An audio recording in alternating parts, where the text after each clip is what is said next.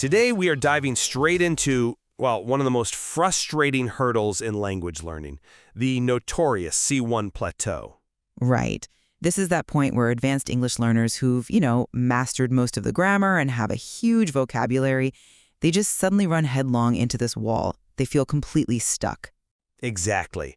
They believe their proficiency has just hit its absolute permanent limit. Now, our source material proposes a deceptively simple solution to this: the single adverb yet. And it's framed as this ultimate linguistic lever, right? The idea is that it embodies a shift from a fixed mindset where you think your ability is just innate to a growth mindset where potential is limitless.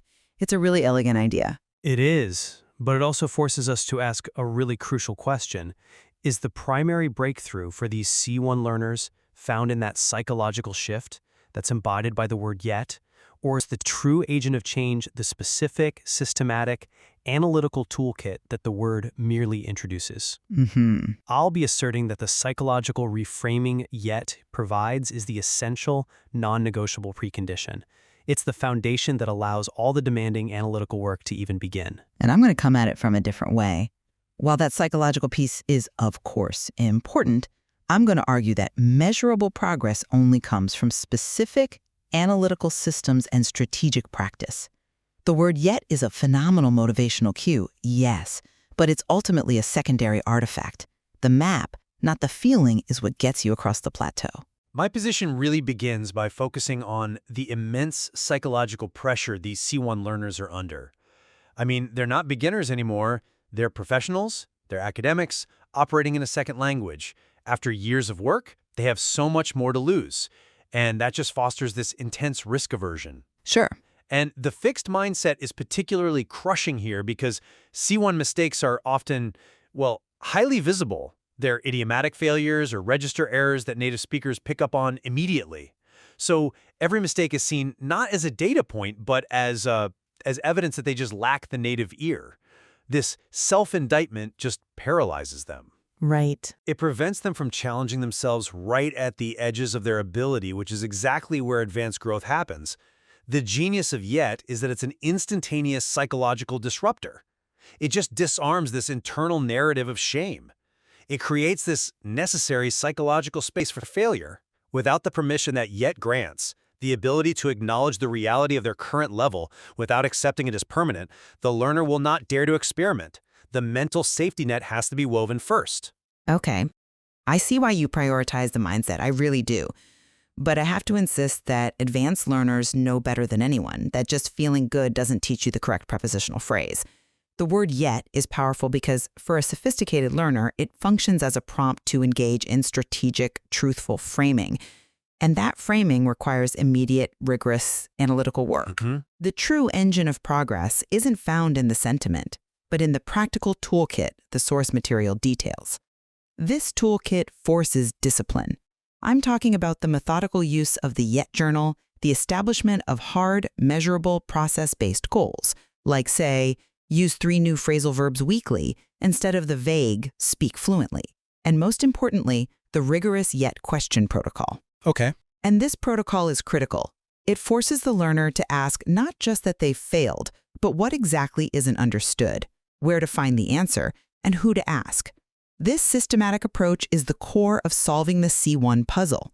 So, the word yet is merely a placeholder, an effective label for this rigorous analytical problem solving. The analysis is the core. The word is just the cover of the instruction manual. I think we need to look closely at the nature of advanced mistakes, though, because they highlight why the psychological lever has to come before the analytical one. That fixed mindset turns mistakes into those, as you said, crushing indictments. Yeah. Consider the case of Ji Hyun, the PhD student. Her supervisor returns her paper saying, "The writing sounds too much like a translation." That kind of feedback to a C1 student who sees herself as intelligent feels like a deep rejection of her ability to think in the new language. It's brutal. It is. And if Ji Hyun did not have yet, that failure would likely lead to avoidance and shame. Instead, yet provides the resilience to reframe the feedback not as a rejection, but as a data set just awaiting processing. It allowed her to feel like a detective instead of stupid. Without that psychological transformation, that permission to turn failure into curiosity, Ji-hoon would have just avoided the writing process, making any analytical toolkit completely irrelevant. But I appreciate the focus on emotional inertia. But that still doesn't address the fact that her failure was a structural, linguistic one, not some defect of character. The problem for Ji-hoon was fundamentally a lack of genre mastery. She failed to internalize the specific code of how English language academic journals structure arguments. But she couldn't even start to analyze that code without the right mindset. Well, hold on. If she had the psychological space from yet, but didn't know what to analyze, she'd still be stuck. What solved her problem was the systematic creation of a spreadsheet where she compared her awkward sentences side by side with corrected versions. She had to analyze the principle behind the change, the unnatural collocations, the overuse of passive voice. The feeling of being a detective is wonderful, but the detection itself is the systematic, structural analysis of error patterns. That clarity from the analysis is what replaces the anxiety. That's a fair challenge. But let's look at another case. Consider Marco, the lawyer seeking eloquence. Okay. You're right that his success hinged on incredibly specific process-based goals. But let's dig into why he could even stomach those goals. Go on. Marco was a senior lawyer. He felt clumsy and inarticulate in English, right? He felt like his English persona was a less intelligent version of himself. And you're asking a senior professional to essentially go back to elementary school and copy sentences by hand like a schoolboy. It's humbling, no doubt. Exactly. His success required replacing that professional pain with the pleasure of actively pursuing eloquence. That emotional permission, the shift from a fixed state of failure to a lifelong journey of refinement, is what gave him the enormous patience and humility to do that slow, repetitive, deeply unglamorous work. Without the self-compassion from yet, he would have dismissed the copying as beneath him. No psychological safety net. No sustained practice. Marco didn't just feel better with yet. He stopped reading only legal texts and started reading great English essayists, Hitchens, King Jr., to actively cultivate a sense of rhythm. His process was profound, copying powerful sentences by hand. His goal was specific: incorporate one new rhetorical device into my next memo. This slow, tangible process of building a mental library of sophisticated language chunks is the real measurable mechanism. The process, driven by the structured goal, is what yields the growth. The success from the process builds the confidence. So we agree the work is humbling, but disagree on where the humility comes from.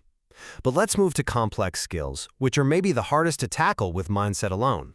Good. Look at Anya, the software developer, struggling with cultural humor and sarcasm. Her fixed mindset dictated, I'm just too literal for this. She saw it as a definitive, intrinsic personal flaw. A very common feeling. Right, but reframing it as, I haven't deciphered the code yet, allowed her to immediately treat the difficulty as an external puzzle, not a personal flaw. She turned her immersion into an anthropological project, keeping a humor journal to analyze the cultural assumptions behind jokes. The power of yet here is precisely in converting that perceived personal limitation into a manageable external research project. Without that initial conversion from shame to curiosity, she would have just retreated into safe, formal conversation. I'm still not convinced, because the story of Tariq, the engineer struggling with spontaneity, shows the inadequacy of mindset alone. He told himself he lacked automaticity and needed to lower his affective filter, using the language of yet. But his actual progress hinged entirely on a twofold strategy. Which was? First, using the yet journal not for affirmation, but to analytically brainstorm common small talk topics and pre-prepare a mental toolkit of responses and idioms. Second, and this is crucial, explicitly practicing awkward small talk with a language partner to build the necessary neural pathways. The goal was just to practice the mechanics of quick retrieval. Look, you can affirm your ability to drive a car all you want, but without thousands of hours of repetition, you can't gain automaticity. Tariq's reframing just gave him permission to engage in the targeted high-repetition practice. The practice is the mechanism. The mindset is the entry ticket, but the ticket is worthless without the map to the training facility. I think you're underestimating the power of that ticket, though.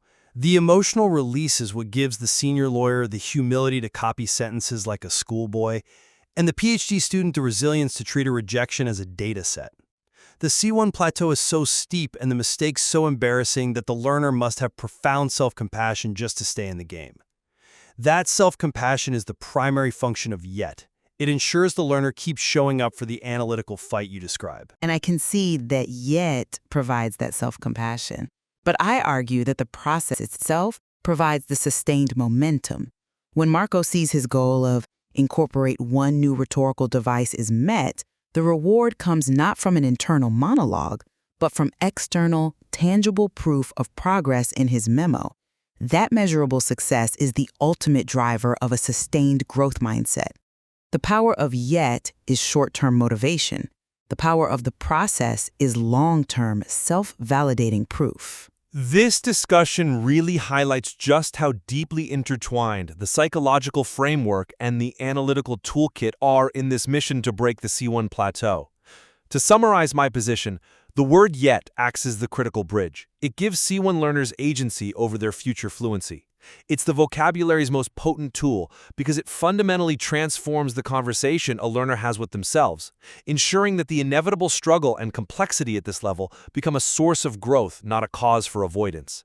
It is the fuel that allows the engine of analysis to run. And while the word provides a powerful affirmation, I maintain that progress in advanced language acquisition is built on structural discipline, process-based goals, analytical dissection of errors, and the pursuit of genre mastery. The power of yet is its effective labeling of these essential, systematic learning processes. The true freedom it provides is the recognition that the advanced journey requires finding new, specific yets, new analytical mountains to climb, thereby making the journey an endless source of growth through precise, attainable goals. Indeed, the path from not yet to now clearly requires both the resilience of the mind to overcome that emotional paralysis and the precision of method to chart the course forward. And there is clearly so much more to explore in the intersection of cognitive psychology and advanced language pedagogy.